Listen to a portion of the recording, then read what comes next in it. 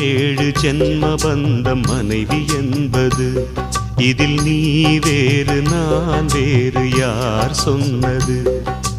கல்யாணமே ஒரு தெய்வீகமே, சம்சாரமே அதன் சந்தோஷமே, ஒரு வானும் நிலவும் பிரிந்து வாழுமா? ஏழேழு ஜென்ம பந்தம் மனைவி என்பது, இதில் நீ வேறு நான் வேறு யார் சொன்னது?